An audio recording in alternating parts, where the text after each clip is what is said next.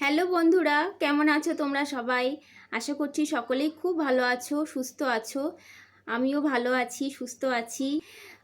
দীর্ঘ 4 বছর আগে 2021 সালে তখন আমি ব্লগিং স্টার্ট করেছিলাম। ছোট ছোট ভিডিও তখন আমি ইউটিউবে দিতাম। তারপরে একটা বছর টানা ব্লগিং করার পর আমি ব্লগিং বন্ধ করে দিয়েছিলাম। সময়ের অভাবে, কিছু সমস্যার জন্য তখন আর ব্লগিং করে উঠতে পারিনি। তো তখন আমার ছেলে, যাকে গুড্ডু বলে তোমরা প্রায় তার ভিডিও দেখো ইউটিউবে, আমার এই চ্যানেলে আমি ছাড়ি। তো ছোট ছোট ভিডিও ছাড়ি। তো সেই গুড্ডু তখন ছোট্ট ছিল, তখন তার কেবল 2-2.5 বছর বয়স ছিল। এখন বড় হয়ে গেছে, এখন প্রায় 5, 4.5 মানে 5-এ পা দেবে আর কি। তো ও এখন ঘুমোচ্ছে, নাহলে তোমাদের সাথে দেখা অবশ্যই দেখাবো। সে এখন ঘুমোচ্ছে। তো এখন প্রায় ওই 3:30-4টে মতন বাজে। তো ভাত টাত খেয়ে ভাবলাম একটা ছোট্ট ভিডিও করি। গুড্ডু যখন মানে আমার ছেলে, তার আমার প্রথম প্রেগনেন্সি জার্নিটা আমি শেয়ার করতে পারিনি। তখন অত ভিডিও করতাম না, ইউটিউবের সম্পর্ক সেরকম কিছু জানতাম না। তো আমি নতুন রূপে কেন বললাম, কারণ আমি আবার দ্বিতীয়বার মা হতে চলেছি। এই হচ্ছে আমার প্রেগনেন্সি কিট, এই দেখো। তো এটাই নতুন রূপে আর কি, আবার আমি দ্বিতীয়বার মা হতে চলেছি। তো সেই জার্নিটা ভাবলাম যে শেয়ার করব। ইউটিউবে থাকবে আমার প্রত্যেকটা মুহূর্ত আমি ক্যাপচার করে আমার এই ইউটিউবে থেকে যাবে। যখন গুড্ডু ছোট ছিল তখন ছোট ছোট তার ছোটোবেলাকার ভিডিওগুলো ইউটিউবে যখন মাঝে মাঝে দেখি, খুব ভালো লাগে। তো আমিও চাই যে আমার এই জার্নিটা একদম প্রথম থেকে একদম শেষ অবধি আমি ভিডিও করে আমি ইউটিউবে শেয়ার করব তোমাদের সাথে। যারা নিউ মম হচ্ছ বা যারা মা হতে চলেছো, তাদের সাথে রিলেট করতে পারবে। আমার কিছু কিছু জার্নি আমার এই ভিডিওর মাধ্যমে আমি শেয়ার করব। তো এই প্রেগনেন্সি জার্নিটা তো তোমরা দেখতে থাকো।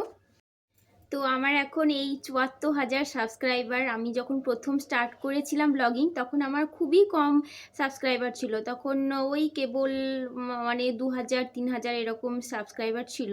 তো অল্প অল্প করে বাড়তে বাড়তে ব্লগিংটা যখন আমি ছেড়ে দিলাম, তারপরে যখন অন্যরকম ভিডিও ছাড়তে লাগলাম, তারপরে সেই ধীরে ধীরে ধীরে সাবস্ক্রাইবার বাড়তে বাড়তে আজকে 74,000 পেরিয়ে গেছে।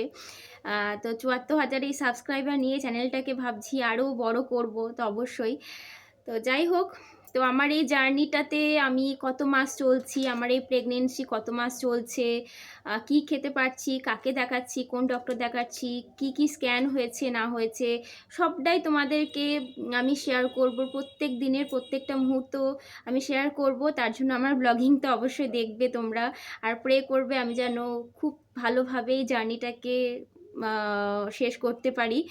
তো তো চলো ভিডিওটা দেখতে থাকো, আর যখন গুড্ডু উঠবে তখন আমি অবশ্যই তোমাদের দেখাবো। এখন একটু ফল খাবো, ফল টল খেয়ে আজকে আর ঘুমোবো না। তার কারণ হচ্ছে কাল পরশু দিন আমার ডক্টর দেখানোর ডেট আছে। আর আমি এখন যেহেতু শ্বশুরবাড়িতেই আছি, তো মায়ের কাছ থেকেই আমি আর কি ডাক্তার দেখাতে যাই। কারণ আমার ছেলেকে আমার মায়ের কাছে রেখে দিয়ে যাই, ওকে সারাদিনের জন্য আর নিয়ে যায় না, যেহেতু আমার স্ক্যান ট্যান আছে পরশু দিন। তো চলো আজকে আর ঘুমাবো না, আজকে এই জামা টামা গোছাবো, ব্যাগটা গোছাবো, অনেক কিছু সামনে আছে, কিছু আনন্দের মুহূর্ত আছে, সব কিছু শেয়ার করবো তোমাদের সাথে। তো চলো দেখতে থাকো। তো এখন বিকেল 4টে বাজে। তো এখন একটু ফল নিয়ে বসেছি, আপেলটাই খাচ্ছি। আপেলটা খেতে এখন একটু বেশি ভালো লাগছে ওই জন্য। তো খাওয়া দাওয়া করে নিই, তারপরে একটু রেস্ট করব, তারপরে গুড্ডু উঠলে তখন তোমাদের সাথে শেয়ার করব।